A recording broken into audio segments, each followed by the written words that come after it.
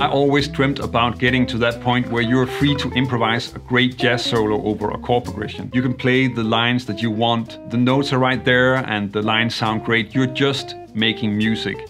That freedom is coming out of having specific skills in place for the solo. If you want to move beyond being tied down by the chord progression and thinking a lot while you have to play, then check out this video. Can you even find the right notes? You want to be able to play the chords so that you can hear what the progression sounds like. In this case, I'm using a basic turnaround in C major. So C major 7, A7 flat 9, D minor 7 and G7 flat 9.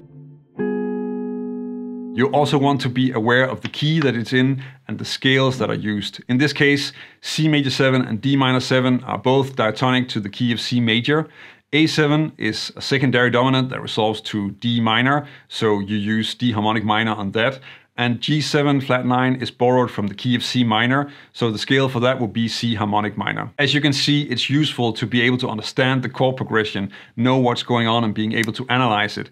That's going to help you figure out what to play, but it's actually also later going to give you a lot more ideas, things you can experiment with if you want to develop your playing. You also want to be able to play the arpeggios of these chords, so that you're able to play the chord tones in time throughout the progression, simply because these are the notes that you need to emphasize when you start soloing. And if you can't find them like this as an exercise, then soloing with them is going to be very difficult. Next, you want to start turning this raw material into a solo. But first, let's just talk about some things that I think are keeping a lot of beginners back when they start working on developing skills for improvising over progression. Don't drown yourself in exercises. I think a very common mistake when trying to learn to improvise over chord changes is to think that first you need to learn all the scales and all the arpeggios in all positions.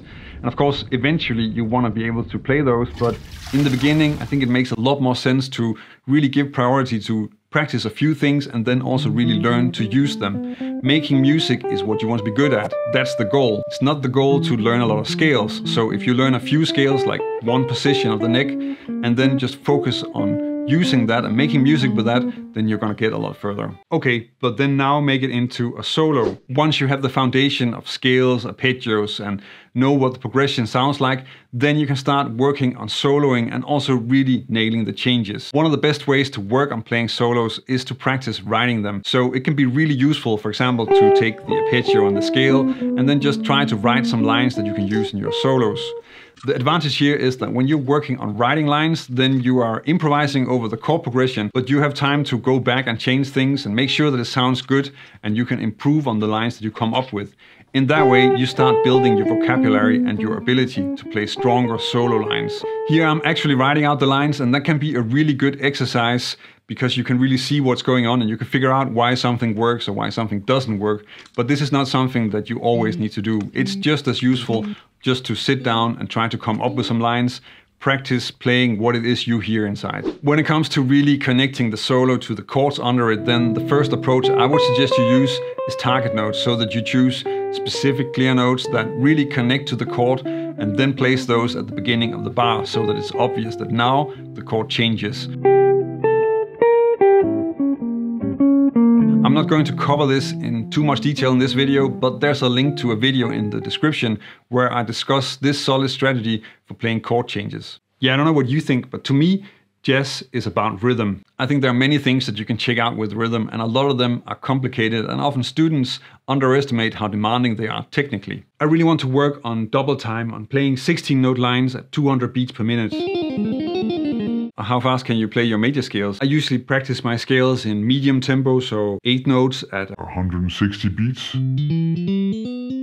Of course, you don't have to make it complicated or difficult. In fact, I think the best thing to do is to make it simpler. Instead of adding fast runs and subdivisions or difficult polyrhythms, I think the place to start is probably to make it easier to focus on the rhythm and in that way become more creative. If you limit how many notes you can use, then you'll force yourself to make the rhythms more interesting. And in this example, I'm using only 2 notes per chord, and that's forcing me to think differently, which I can then try to take with me when I start soloing without that restriction. Other things that I found very useful were learning some of the easier themes that have great rhythms, like Bernie's Tune or Lady Bird. And this, coupled with listening for rhythm and maybe even transcribing some solos, is really what you want to work on. In which order would you work on this? I think what you might be realizing with this video is that in the end, you start to mix up the order that you're working on this. It's not always just first the scales and arpeggios, then the rhythm, and then soloing. You go back and forth and you zoom in on the different things and work on them. But in what order would you suggest to work on this? Let me know in the comments. The next two levels, I would probably suggest that you save for a little bit later, but maybe you don't think so. This sounds like random stuff. Can you make it into a solo, a piece of music? Now you know how to play the changes and the lines make sense, but everything is still a little bit something on this chord and then something else on that chord. And if you listen to great soloists, then you can really hear them tie the whole thing together in a longer story. And there are a few ways that you can work on developing that skill. The first thing that I would try to work on is developing the melodies that you play. And in that way, use what you just played to come up with the next thing to play. One way to think about that is motivic development, where you take the phrase that you play and then you try to repeat it, but change it a little bit. And that makes it sound both new and familiar to the listener.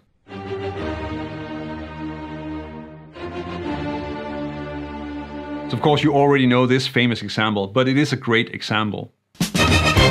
You can really practice this by just playing a short melody on the first chord, stop, and then from what you just played, try to come up with a line that will work for the next chord. In that way, there's a clear connection and a sense of development in your solo. First, you want to practice this rubato, and then later you can take it into time.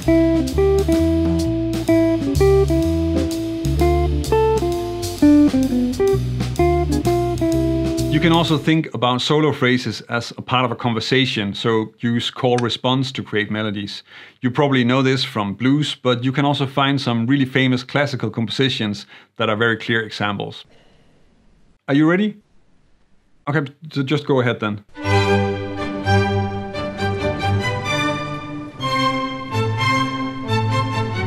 Here you have an opening statement with the G major triad, which is the call, which is then followed by the response, a D7 arpeggio. And you can really hear how one is sort of opening it up and the other one is answering by moving down. Using this as a blueprint for developing phrases could give you something like this. First a statement, and then as an answer to that ascending phrase, a descending phrase that becomes a response.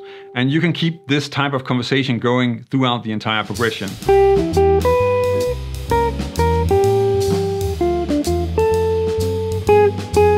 For me, this is where it really starts to become about making music. This is what I aim for and what I want to be able to do when I practice pieces. Trying to come up with a way to tell a story on top of the song is such an essential part of making music. And you hear this with so many great players, from Parker to Getz to Pat Metheny. If you just keep playing the same things all the time, it's going to be boring. Can you come up with something that sounds different? Until now, the way you improvised was by figuring out what to play over the chord progression. But actually, that's not really how it works in jazz. You are allowed to change the chords as well. What?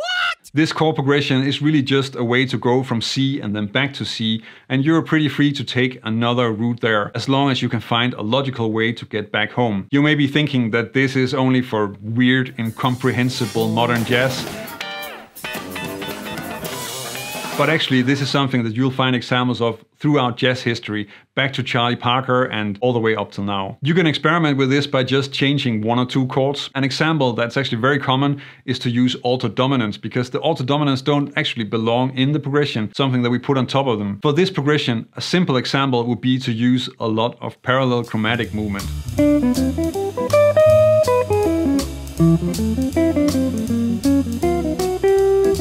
So I'm just starting on C major 7 and then moving up, finally hitting E minor, where E minor is becoming sort of just the C major 7 because there's a C in the bass.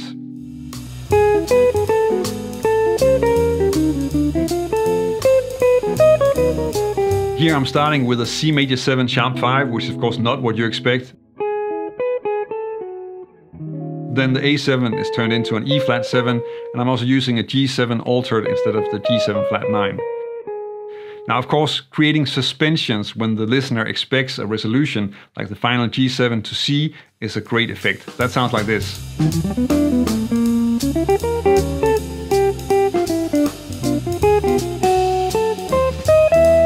So here I'm really just playing the progression and then changing one chord, but I'm really choosing sort of the strongest movement, the G7 that resolves back to the tonic to C major. and then I'm suspending that, creating an extra surprising effect.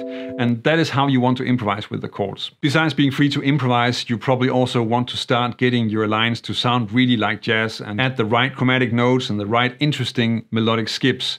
And you can check out this video where I go over some of the most common bebop tricks and show you how to make that part of your playing and make your lines a lot stronger.